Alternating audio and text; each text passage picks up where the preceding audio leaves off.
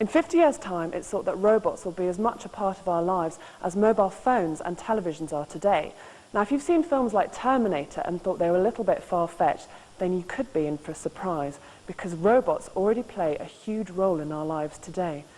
What do you think?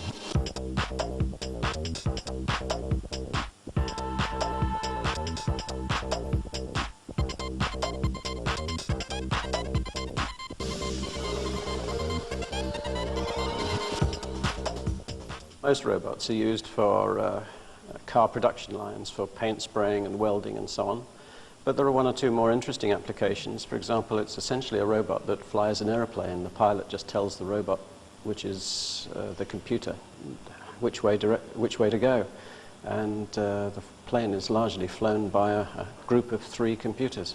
Apart from domestic functional use, some companies have turned their attention to developing robots for entertainment. The AIBO, meaning Artificial Intelligence Robot, was designed by Sony to simulate a real pet. The first AIBO was actually launched last year, and it was so successful that we decided to introduce a second generation product.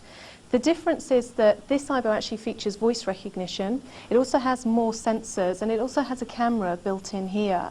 It's predominantly an entertainment robot, so not a servant robot. Many people find the use of artificial intelligence in robot design alarming. However, the view at the University of East London's robotics department is a positive one.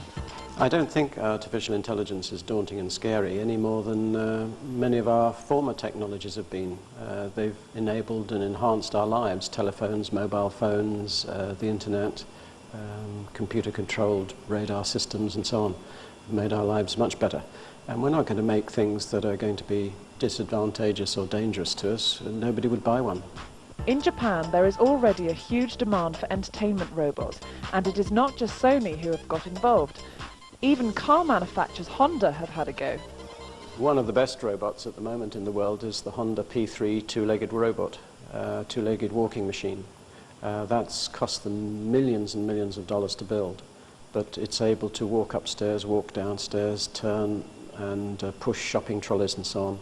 That's, I think, a direction of the future, because once that machine has, for example, the intelligence to play chess, the intelligence to solve mazes and so on, that will be a very, very powerful and useful machine.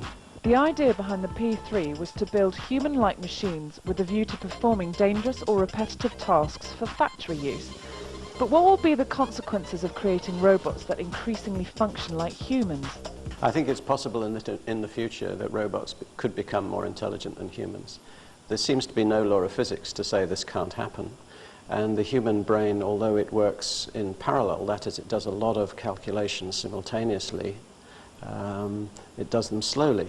Whereas a computer can only do one calculation at a time, but it does it very quickly.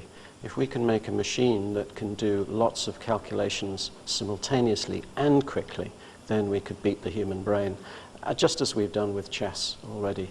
So it seems possible to me that that could happen. Some experts predict that in as little as 15 years' time, robots could be walking down our high streets.